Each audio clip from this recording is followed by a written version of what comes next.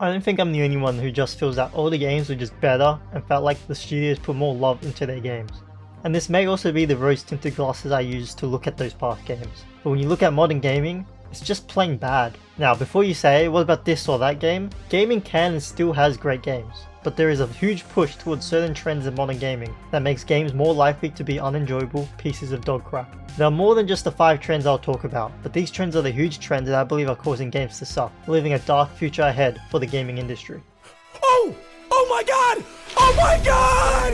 Oh my god! Microtransactions in video games has been one of the biggest trends in the last decade, and more companies and publishers turn to microtransactions as a focus to make more money, disregarding the quality of their games. The biggest trendsetters for microtransactions and pay-to-win are sports games, notably EA and their FIFA and Madden games, that earn millions through Ultimate Team microtransactions. Many reports now show that microtransactions make up more than 30% of the gaming industry revenue, which is very worrying. FIFA and Madden haven't improved for the last 10 years due to Ultimate Team providing high revenue for low effort. It's the same fucking faces! And scan, face. 6! They get 2 more faces! Games like Diablo Immortal make it dreadful for people to play without the help of microtransactions for better loot, creating a pay-to-win model, ruining gameplay. Enforcing paywalls causes players to feel backed into a war and must pay more to experience a game to its fullest. Microtransactions are not only an insult to players, but unethical, taking the fun out of the games, converting them to glorified gambling programs. When I was a kid, I didn't even think about spending more money on a game I've already bought, whereas kids nowadays find it normal to spend money on emotes and skins. I believe that the only place for microtransactions are for cosmetics in free-to-play games, so those developers are able to receive revenue to continuously add to their game or for future projects. But when a full-price game contains pay-to-win mechanics or microtransactions, that's just plain wrong and obvious greed. Which brings us to the next gaming trend. Season 1 launches this March. You'll be able to unlock a new playable character for your squad. The Joker. At least buy me dinner first. Destiny, Apex Legends, Avengers, Suicide Squad are just a few examples of live service games. Some are still going, some not really. There's so many examples of live service games nowadays, it's now unusual for a game not to be modeled as a live service. A huge example that represents the problem with the live service trend is WB Games. Arguably the best single player games in the last 2 decades are the critically acclaimed Arkham games by Rocksteady. No microtransactions, no live content, a full game bought once. However, Warner Brothers have moved away from that beloved model of making video games for live service games, such as Gotham Knights and the new Suicide Squad game.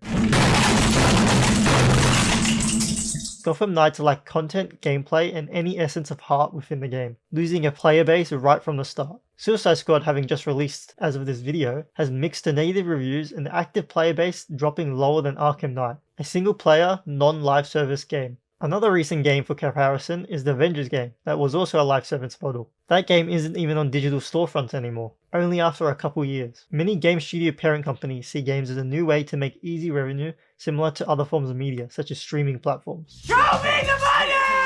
Show me the money! And are ruining the potential of games and destroying their studios from the inside. While new ideas and IPs are being infected with live service models, over the last decade there's been a resurgence of remasters or remakes of older games, arguably negatively dividing resources to experiences that already exist. The basis of why I talk about this trend is not the quality of the remakes or remasters, although there have been some stinky ones. This has got to do with more with the studio's reliance to make remasters or remakes as a substitute to creating new games, to fill the void between games. A good idea in theory, but dividing resources to create remakes or remasters of games we can still play today, I believe to be a waste of time and money in most cases, negatively impacting future games. Many companies also offload those remasters to other companies, which leads to bad quality control impacting the reputation of a game series or the main studio. The Grand Theft Auto trilogy is a big example of this. Remakes we did not need and of bad quality. Like, what the hell is this?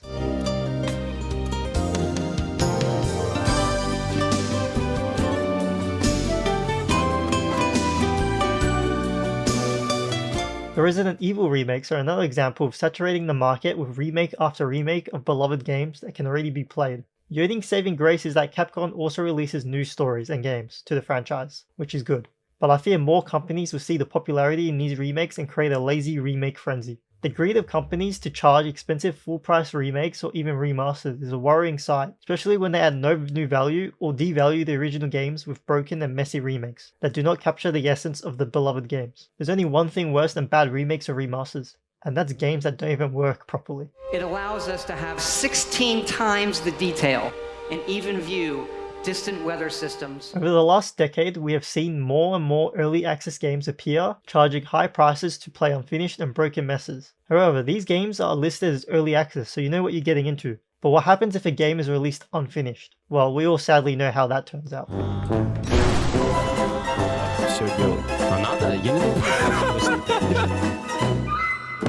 These disasters all started from broken promises that were or can't be kept. The day before has been the most recent case of this trend, honestly being a complete scam, the game being removed within a few days. The trailers for the game before release are nothing like the release game, if you can call it a game.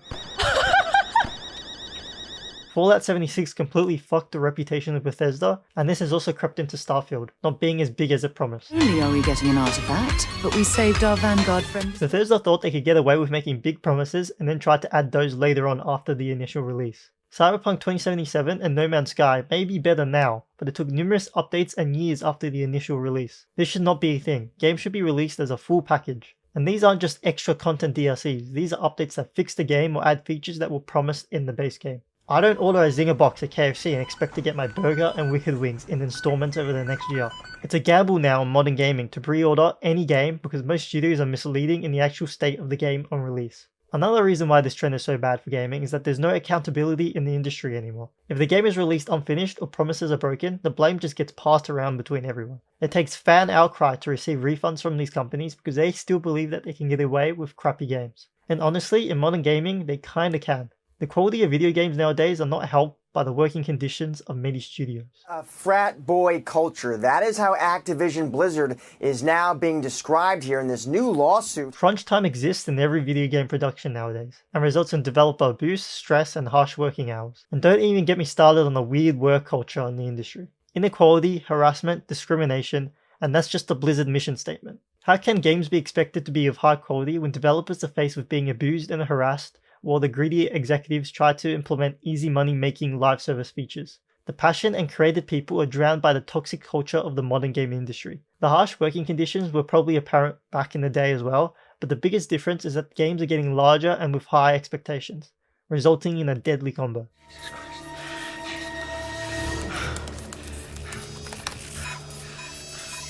More time. Come on, Stan. 1. Too bad, you gotta die. I think most people, including myself, will not mind every so often having a lower scale game as long as it's fun and great to play. Not only are the conditions bad, there is high turnover and layoffs, creating a disjointed working environment and development for most games, which can have a huge impact on how the game ends up. These issues have definitely been made more apparent in recent times, and hopefully these conditions improve. I don't see how any game nowadays can be as good as how old games used to be when you're stressed that you're going to lose your job or get sexually harassed by some bozo. These 5 trends are killing video games and are worrying for the future of the industry, as many of these trends are formed because of the increase in revenue and money involved within the industry. There needs to be better practices and more accountability before we see improvement in the industry. Let's just hope these trends are just trends and they disappear for good, because I don't know about you, but I don't want another Fallout 76. Do yourself a favor. Don't turn around.